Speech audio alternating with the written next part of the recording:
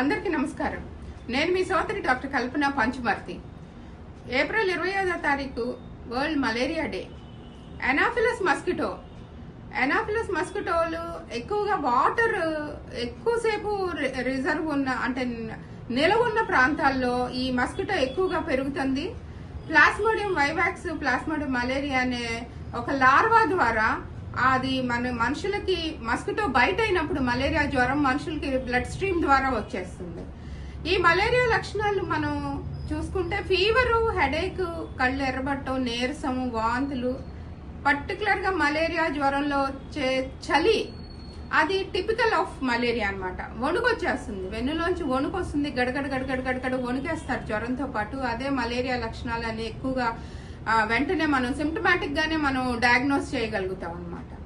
అయితే ఈ మలేరియా జ్వరం, ఈ మలేరియా మస్కిటోలు ఎక్కువగా నీటి నిల్వలు, నీటి కుంటల్లో నిల్వలు, అరటి దొప్పల్లో గాని, టైర్లలో గాని, కొబ్బరి బొండాల్లో గాని ఎక్కువ నిల్వ ఉన్న నీటిలో ఈ మస్కిటో పెరుగుతుంది. కాబట్టి పరిసరాలు పరిశుభ్రంగా ఉంచుకొని నీటి నిల్వలు లేకుండా చూసుకోవాలి. మన ఇంటి చుట్టుపక్కల మనం ఉండే లైన్ లో గాని, మన అంటే గృహాల సముదాయాల మధ్యలో కూడా ఈ చిన్న చిన్న వాటర్ బాడీస్ లో రిజర్వ్ ఉన్న పారే నీటి కాలువలు, మురుగు కాలువల్లో కూడా అంటే కాలువలు పారకుండా స్టాగ్నెంట్ గా ఉన్న వాటర్ లో ఈ మస్కిటోస్ ఎక్కువగా పెరుగుతాయి. కాబట్టి ఈ మస్కిటోస్ నివారణ ఒక చర్య అయితే, దోమలపై దండయాత్ర ఒక చర్య అయితే, దోమలపై దండయాత్ర మనం ఎలా చేయాలి? ఎక్కడ నీటి నిల్వలు లేకుండా చూసుకోవాలి, పరిసరాలు పరిశుభ్రంగా ఉంచుకోవాలి, చెత్త కుప్పలు,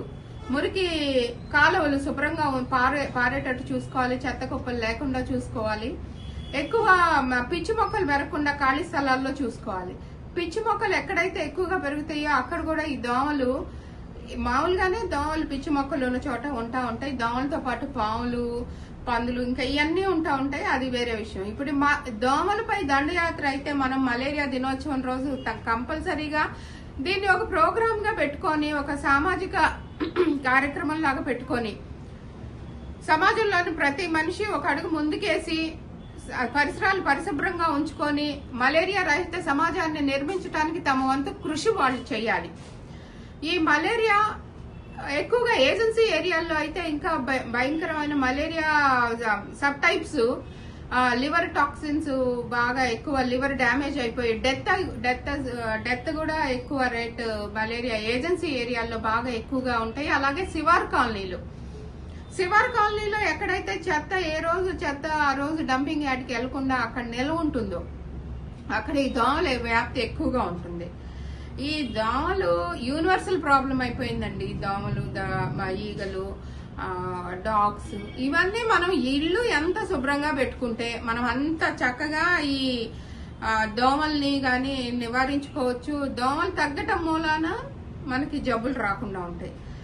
ఎక్కువగా గర్భిణీ స్త్రీలు, పెద్ద వయసు వాళ్ళు, ముసలి వాళ్ళు, అలాగే చిన్న పిల్లలు, ఎవరికైతే ఇమ్యూనిటీ తక్కువ ఉంటుందో వాళ్ళలో ఇంకా ఎక్కువగా ఈ లార్వా బ్లడ్ లో ఎక్కువగా యాక్ట్ చేసి intensity of the symptoms of malaria ఎక్కువగా ఉంటుంది. వాళ్ళలో ఎక్స్ట్రీమ్ వీక్నెస్, అంటే యాంటీ మలేరియల్ ట్రీట్మెంట్ కంపల్సరీగా దగ్గరలో ఉన్న వైద్యుల్ని సంప్రదించి, దగ్గరలో ఉన్న యాంటీ మలేరియల్ టాబ్లెట్స్ అందుబాటులో ఉన్నాయి, వాళ్ళు రాసిస్తారు. అవి వేసుకుంటే తగ్గుతుంది. బట్ మనది active productive life, progressive life. మనకి ఒక 10 రోజులు అంటే మనం off to the regular life అన్నట్టే. కాబట్టి మలేరియా రాకుండా ఉండటానికి మనం తీసుకోవాల్సిన చర్యలు, జాగ్రత్తలు ప్రతి పిల్లలకి పాఠ్యాంశంగా ఇది పెట్టాలి. మలేరియా నివారించడానికి తల్లిదండ్రులతో పాటు, విద్యార్థులతో పాటు టీచర్స్, అంటే ఇంకా సోషల్ వర్కర్స్ అందరూ, డాక్టర్స్, సోషల్ యాక్టివిస్ట్ అందరూ కూడా దీని మీద దోమలపై దండయాత్ర చేయాల్సిందే.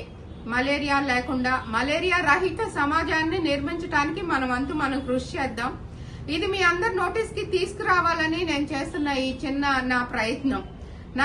ఈ స్మాల్ వీడియో దోమలపై దండయాత్ర ఆన్ ప్రపంచ మలేరియా దినోత్సవం రోజు మలేరియా నివారణకు మనం తీసుకోవాల్సిన జాగ్రత్తల గురించి చేస్తున్న ఈ వీడియో మీకు నచ్చినట్టయితే please like, share and subscribe my channel. ఇట్లు మీ కల్పనా సంఘం. Thank you. అందరికీ నమస్కారం.